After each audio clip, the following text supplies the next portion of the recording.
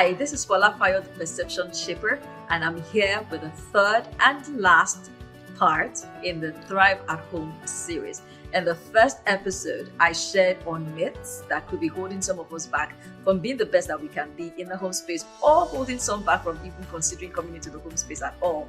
And then last time, I shared on seasons and how seasons will affect the choices we make and the dynamics we experience while we're in the home space. Today, we're going to be looking into a concept that I discovered thriving in this space. And I'm sure when you think about it, after watching this, you would also realize that it's something that can be very relevant for you. Now, the Thrive at Home series is one that I would say I felt the need for us to put out because we have a cheat document already out there. And if you don't have your copy, you want to click on the link in the bio. You want to click on the link in the caption, depending on the platform that you're watching this. But I realized that after the very first session we had in 2019, it's good for us to revisit it because there are lots of people coming into the home space as a result of the COVID that, hit the world a while back and a bit back, not even yet a while. And I know that it's something that some people would be saying, I've still been in home space and I'm not making the very best that I believe I can make of it. And I'm sure that this will be very helpful. Now, today, we're going to be looking into a concept that I said earlier that I, discovered making the best of being here. And that is what I call a thriving formula. The thriving formula. Now, the thriving formula says this, that at every point in being at home or in being a space in life,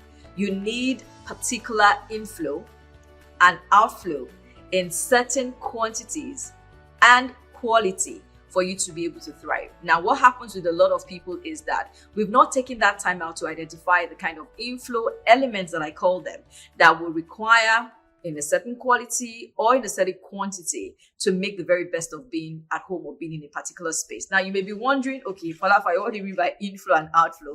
Again, let me just explain that. You need a certain quantity and quality of inflow to be able to make up for the outflow that will help you to thrive in the home space. Now, what happens is because for many of us, we come into the home space and we have not identified what those elements are, what quantity they should be in, what quality they should be of. We're just going into the motion and then we find ourselves not happy. We find ourselves a bit frustrated sometimes and even not fulfilled at all being in the home space. So there are quite a number of things that could make up for the inflow in the home space for anybody in particular. And I'll be talking about the top 3 or 4. Yes, the top 3 or 4 that I believe will be very helpful. Then I'll be mentioning 2 critical outflows that you want to be considering whenever you're in the home space. Now, the very first, now maybe not the most important, but the very first that I'll be touching on today is agenda and schedule.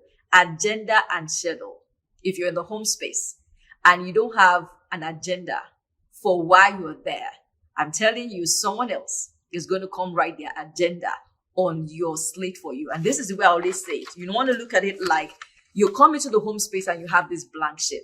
You have the right, you have the privilege, you have the responsibility to write on this slate of your time schedule, of your focus, what would rather be there, what will be your priority. Because if you don't have that set, if you don't have that identified, if you don't want to have that clarified, someone who is clearer, who is in your space is going to come write their own and how they want you involved in it. Now, this agenda actually trickles into your schedule, your to-do list. And I know a lot of people basically just make use of to-do lists, but having a to-do list is not enough. You need to be able to plug certain things that repeat themselves in certain columns or time parts of your day. So if you're going to say you're someone who is passionate about personal development and you want to read or study or you want to watch a YouTube video on a particular concept or theme for a period, you need to have that time slot set aside. Now, what happens when you have your agenda clear and when you have this set into your calendar or into your time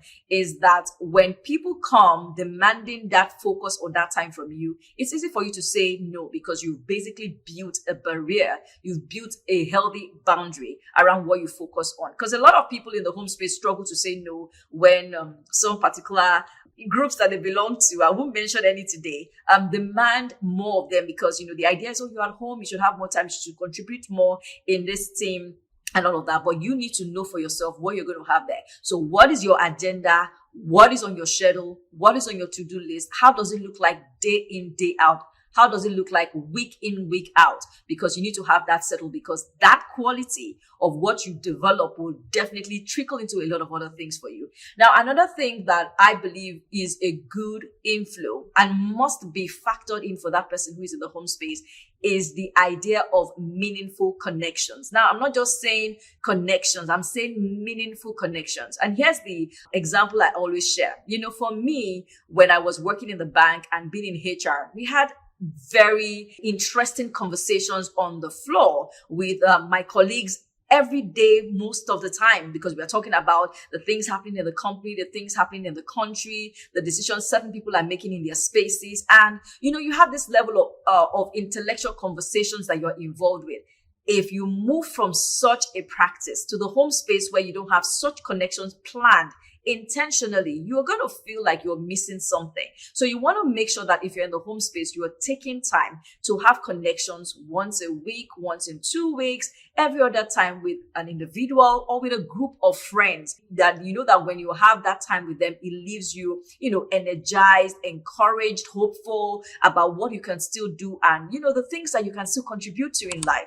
Meaningful connection is a critical part of the thriving formula. So if you're in the home space, or if you're considering the home space, you want to make sure that you have a plan or goal set around this, because when you identify the people that could make up for this for you, maybe it could even be someone else who is also in the home space, you're sure to have a boost of energy, right? Because you're having that connection. You could make the connection virtual, but I would recommend at least once a month you have a physical connect with someone else, while you're in the home space. Because if you're someone who is spending just all your time with your kids, at some point you're going to be running dry on certain things in your life, and you want to have an infill of another adult in your space. Okay. Now, the other thing that I know is very critical as an inflow would also be personal development. I said earlier in the very first episode of this series that a budget for personal development and growth is something that needs to be factored for you.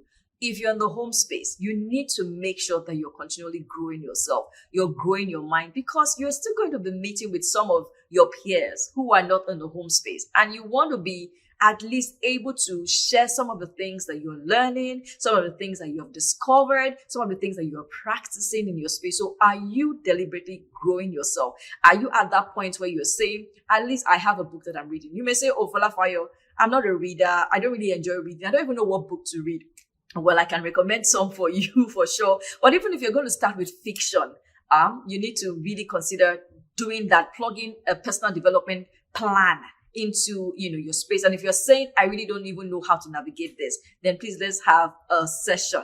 You want to click on free session in the caption, and then we can book a session together where we can look at the first things you can do to grow yourself, the kind of material you can immerse yourself in to make sure that you're developing yourself. All right. Now, just before I go to the outflow, another thing that I want you to also factor in as an inflow for someone who is in the home space is definitely rest and relaxation.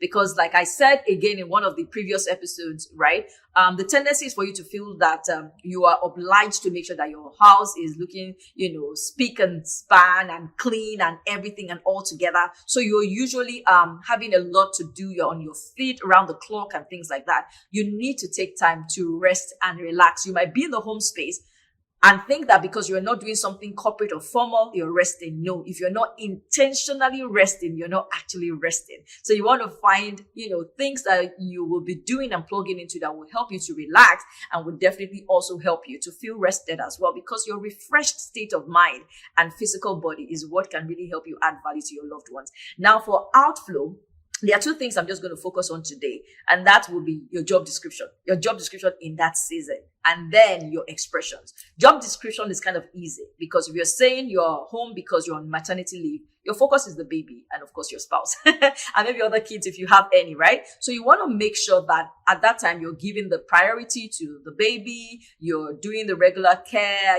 spending time speaking words of life to that child and to your kids, because you are in that space. Now, that's one thing that is easy for a lot of people to do, because they're like, okay, this is my job description. But you can have a job description, but not know your KPI.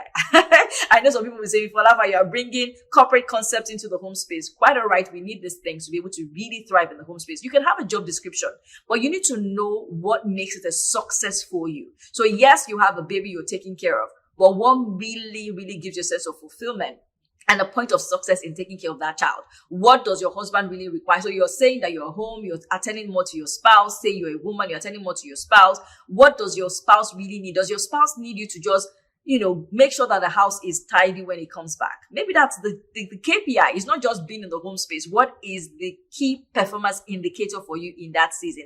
That's an outflow for you. All right.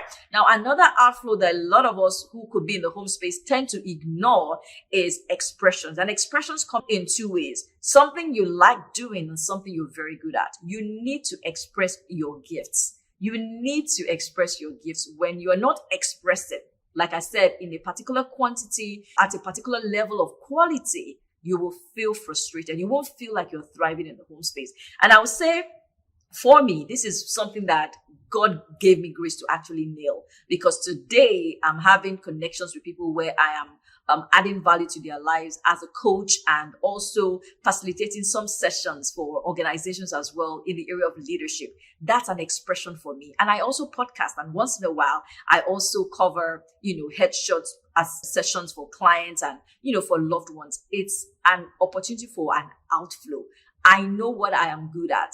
I know what I enjoy. Do you know what you're good at? Do you know what you enjoy? You need to have a point of expression when you're in the home space.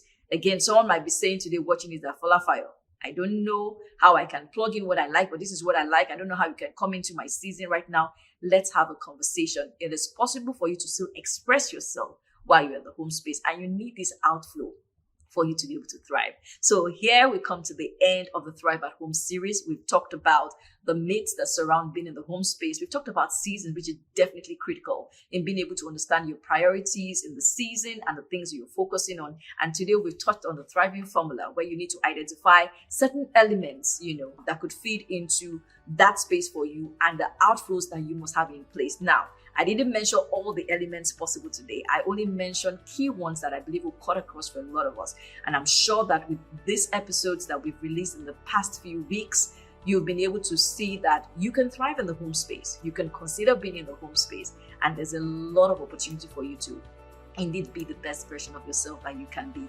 And like I always say in my sessions, and even when I have, opportunities to speak with people, I will leave you with this. You can thrive in every season or space you find yourself in. God bless, and bye-bye.